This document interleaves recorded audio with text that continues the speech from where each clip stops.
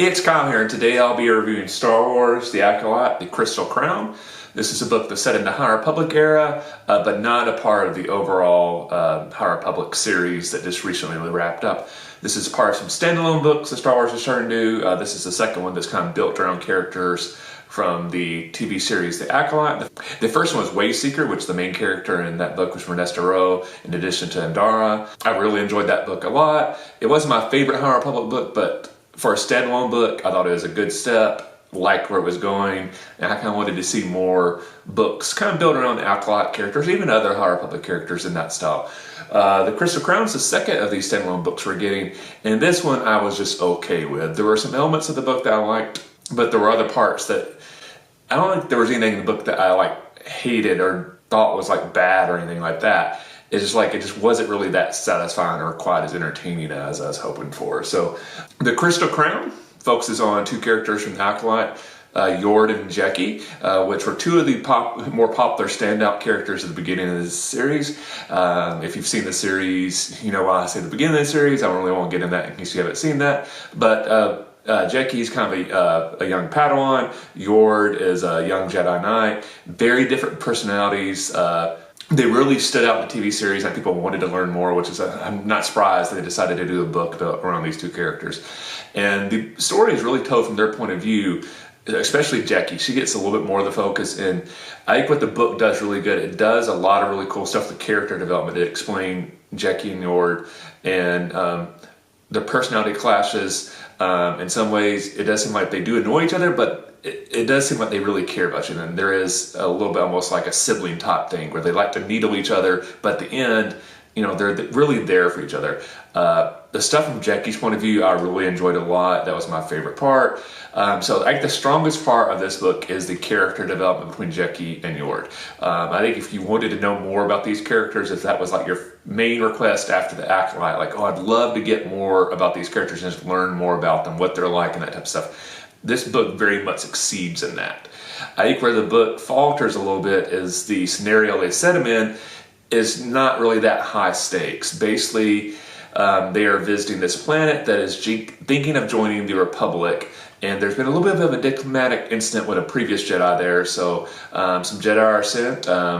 Jeki with her master Saul, who's also a big character in Acolyte, and Yord and his master as well. And they're there to kind of soothe over this previous incident and try to get this planet maybe headed back in the direction of joining the Republic.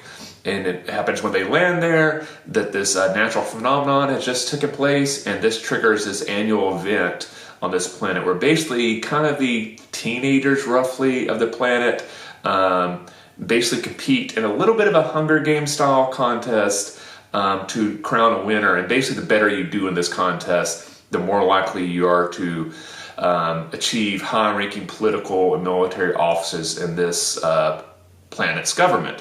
When I say it's kind of a little bit Hunger Games, they talk about the history of this contest. It used to be people would kill each other, but now it's more it's fighting and some high-stakes survival things, but people are not really supposed to die anymore. You might get injured, but you should survive. And basically, when they land in kind of this culture, this planet that really values warriors and fighting and stuff like that, Jeki and Yord are basically entered into this contest to show that the Jedi really respect the planet's culture, to kind of compete, because it's clear the planet really respects the Jedi more if they actually participate in this type of stuff, instead of if they decline to be a part of it. It's almost like they're looking down at their planet's culture and stuff like that.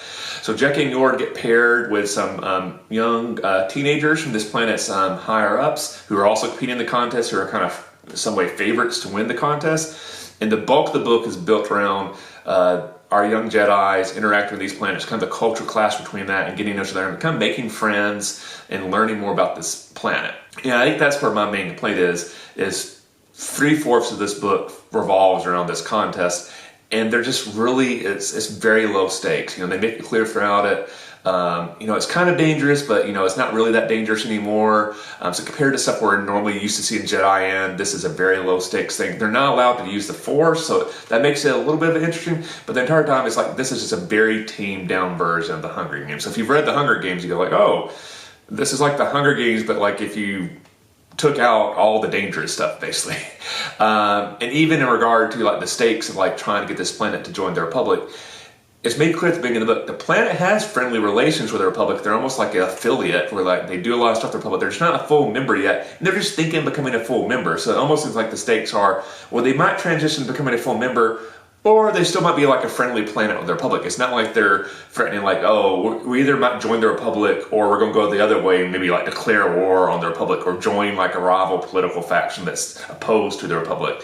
So the entire time you just don't feel like there's not really anything much at stake. It's just more about character development. The character development's done really well, but as far as you're just used to having something a little bit more higher stakes. Wayseeker's a great example. There's a lot of great character development with that, but the stakes around that book were a little bit more higher. There was basically this technology that could impact lightsabers that could definitely put Jedi across the galaxy in danger, and they're trying to solve this.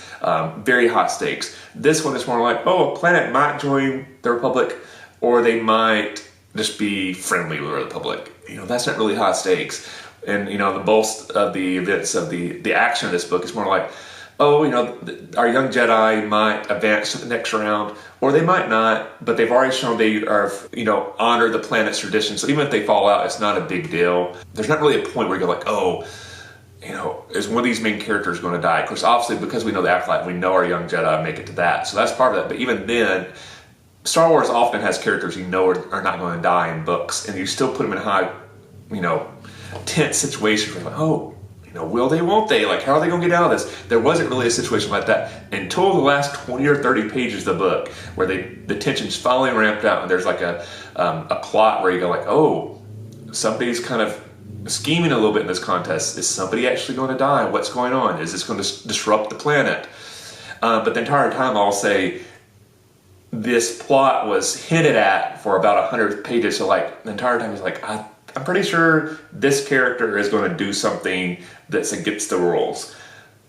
And at some point you almost start like, maybe they're not, because the book's almost over, and they sprung it right at the end, and then it's very quickly resolved, and it ends up to have zero impact on anything. So if you're interested in learning more about Jekki and Yord, I would definitely encourage you to read this book. If you haven't watched Acolyte, if you don't know anything about Jekki and Yord, I don't know if I'd recommend this book, because the action part of this book is really not that entertaining in my opinion. But if you like those characters from the Acolyte and you want to learn more about them, I would recommend reading this book on that alone. So that's my review.